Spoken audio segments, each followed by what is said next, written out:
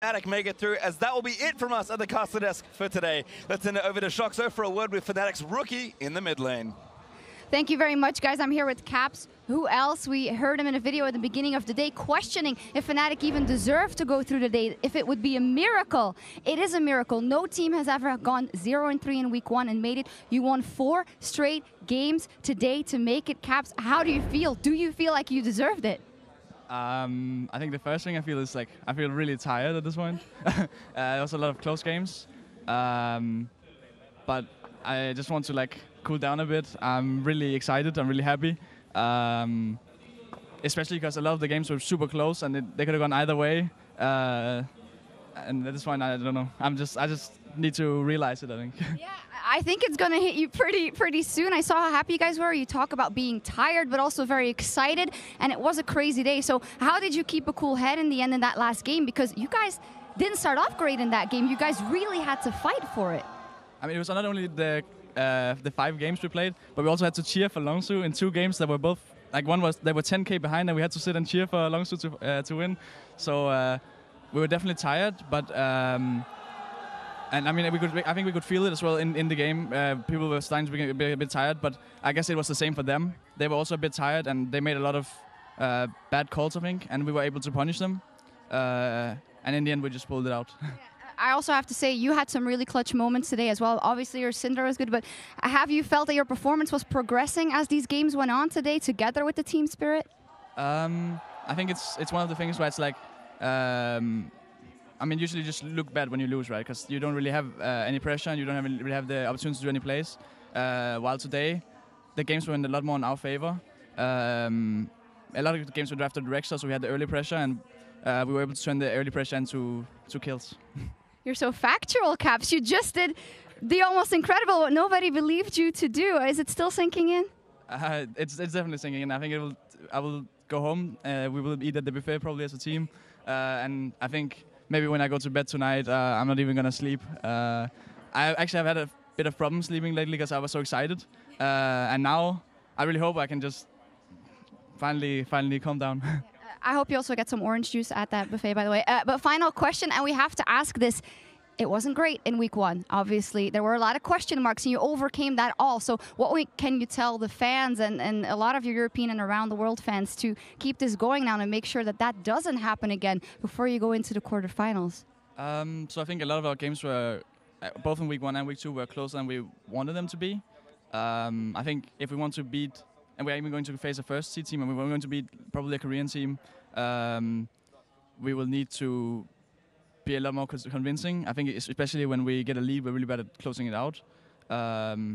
So I think it's just in scrims, we just have to practice more the situations that arrive on stage, where people don't just fight randomly, they don't take fights that they don't have to take.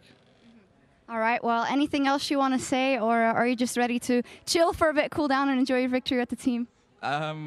Yeah, I will just say thanks for supporting me.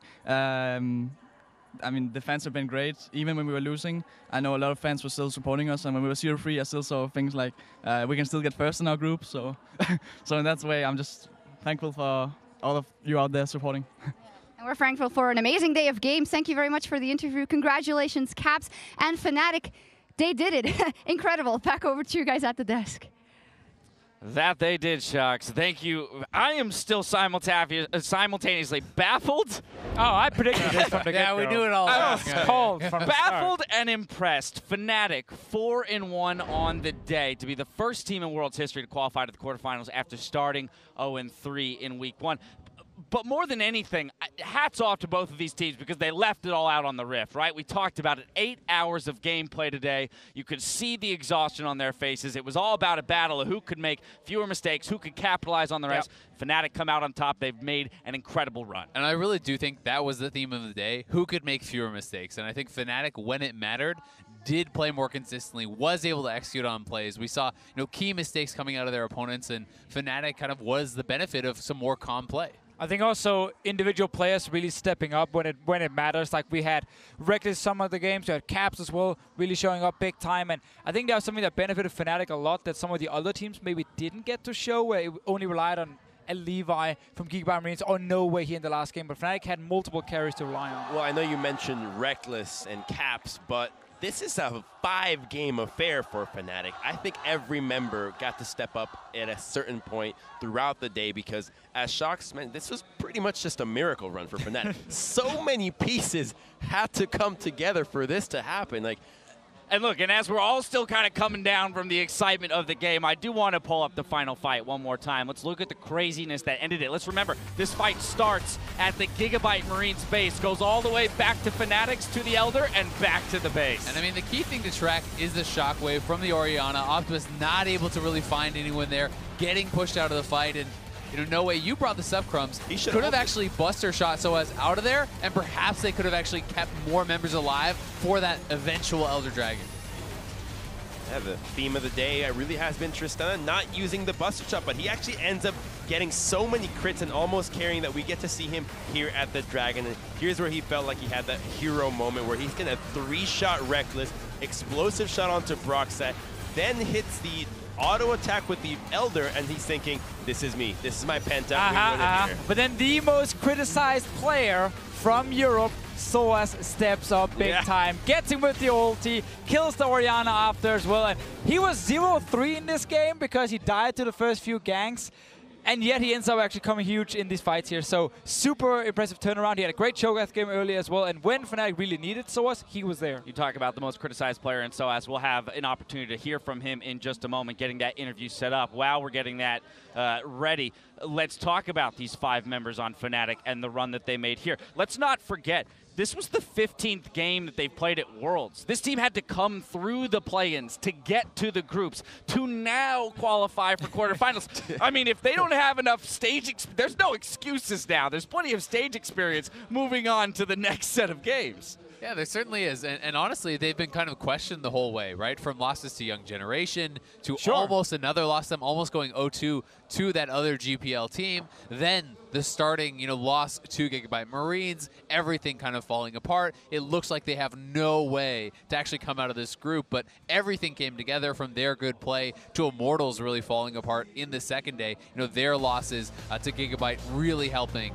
Fnatic through. And that's kind of the crazy thing about Fnatic, because they have been inconsistent. There's not always what it seems to be a clear game plan of what it is they want to do. They kind of got to figure out the draft, and then sometimes in-game, they again rely on having some of these big moments from some of these individual players. Right, we're going to talk about the carries, though. Caps, Reckless in particular, right? The rookie in Caps, he talked about some of the nerves he's had, the excitement of being at the world stage, but hopefully here with some wins under his belt, that's going to help him kind of reframe his mindset and move into the next stage, feeling a little bit more like a veteran, feeling a little bit more unlocked. Yeah, he's had such an up and down year, basically, on Fnatic, because when he joined the team in spring, all the Fnatic players said, this guy, like, he's the new one. He's the new big deal in the European mid lane pool. He's a prodigy. His mechanics.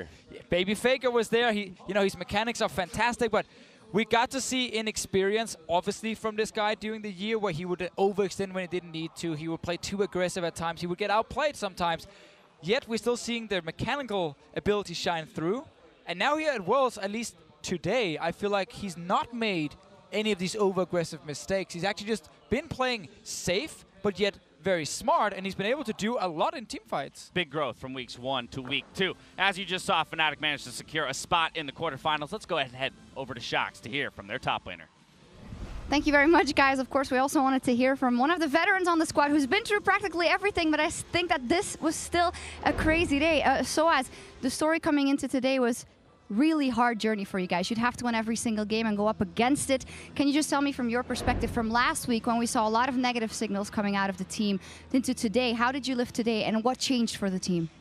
Well, going 0-3 was pretty hard on us, and it was hard to pull through. We just had to focus on the games per games and try to get as many games. We're not thinking about like going out of groups. We are just thinking that we wanted to like eventually leave Worlds with getting a few wins, right?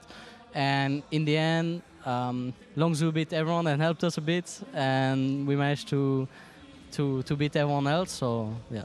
Would you say there was a certain moment where you started believing again, or that kind of changed the dynamic in the team today? I started really believing after we beat Immortals. Like as soon as I went on Twitch on top, and then we both killed them, and then we got bound.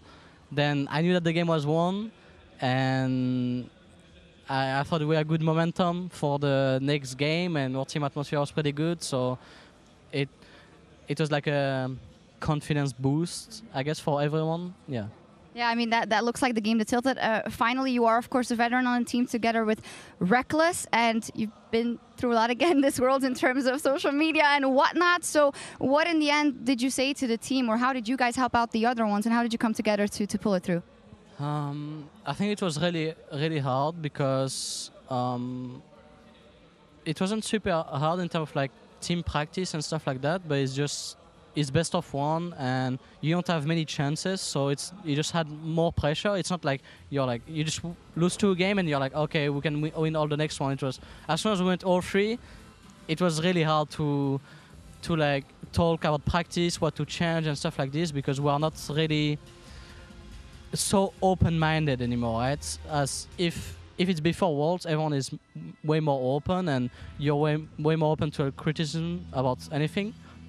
So yeah, it was pretty hard for us to have a good mindset after this. But yeah, since we were thinking that we were sort of out, you know, I felt like it actually helped us for some reason, you know. Yeah, it was a kind of a buff. Yeah, that's it then. Did you have fun with the champions you played today? Yeah, it was pretty fun. Besides the Naughty List one, I didn't like it too much because I was the only engaged, so I just had to int it a bit to like somehow win some team fights. I didn't like the comp of this game, but the other one was okay. It was okay. Hey, it was fantastic today. Congratulations, SoaZ. We'll see you in the quarterfinals. Thank you very much for the interview, and back to you guys at the desk.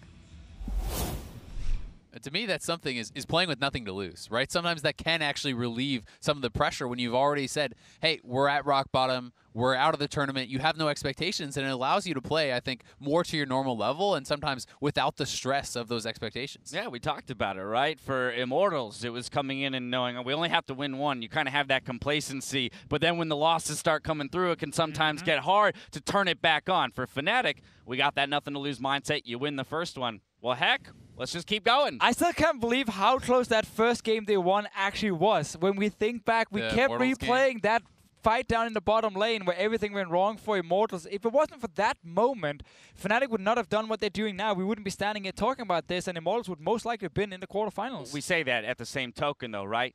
Week 1, game against Immortals. Very true. Reckless commits the ultimate crime in going over, over aggressive in the mid lane, and played in part a role in that 0-3. So you're seeing all the trials and tribulations of a Worlds run for a team like Fnatic. And that's been all of Worlds, right? How many games can you think of where it's just the what if? What if EDG didn't group up for SKT's, amazing moment, that engage coming in from Wolf? What if Immortals in the bot lane didn't throw that game? What if Reckless didn't flash forward against Immortals? But that's what these games come down to, right? It is those moments. It's making the right call when the game's on the line, and I think that Fnatic, in the end, was able to do that. The test of greatness is to overcome those obstacles. After today's results and Fnatic's historic comeback, they will be joining Longzhu in the quarterfinals, while Immortals and the Gigabyte Marines are heading home. Tomorrow we'll turn to Group C, where RNG are in a great position before their first game against G2 Esports, and the contenders will play 3 games each. We'll get 2 new quarterfinalists by the end of the day. Remember that we start a little earlier this week, with the first game beginning at 12 p.m. local time. That's 9 p.m. Pacific time and 6 a.m. Central European Summer Time. Set your clocks now, set the alarms, whatever it is. Esports never sleeps, according to Crum, so I know he'll be here. Sleeps. I mean, tomorrow's set of games. How pumped are you guys? Especially after we thought today was decided. Hey, everyone thought Fnatic had no chance. What about G2? I'm looking forward for 1907 Fenerbahce 03 team. Woo! What do they got? Fear, a man with nothing to lose. Hey, they can make a run for it. If Fnatic could do it, who's to say they can't? Yeah, if today is proof of anything, it's that anything can happen. One more look here at the groups as we move forward. Again, tomorrow we've got Royal Never Give Up, Samsung Galaxy, G2 Esports, and 1907 Fenerbahce. Really excited to see if Royal Never Give Up can actually maintain their form. Are they legit? Are they this good? Can they actually best Samsung once more? I think they can. We talk about the dominant Korean teams, right? Even Caps in his interview said, well, as a 2 seed, were most likely to play a Korean team as the first seed in the quarterfinals. So the expectation is there for the Korean teams, and that question about whether or not RNG could be that Chinese team to really challenge them. Well, the expectation is always to plan for expect the worst, basically. So they're just ready to tackle the strongest. The expectation was also there. Immortals would get Ogres today. Fun fact, by the way, Fnatic actually have a very high chance of not playing a Korean team if Samsung do not get first place in their group, because then it's only SKT they can actually get in that quarterfinal. So RNG they first want someone place. from Group D. They probably want someone from Group D, yeah. There's still a whole lot of scenarios that can be worked out. Be sure to join Shox, Kobe, and Deficio for Worlds tonight in a few minutes as they break down the action from today. Now for myself, the casters, the entire live broadcast crew, thank you for watching, and we'll see you tomorrow for more Worlds 2017. Good night.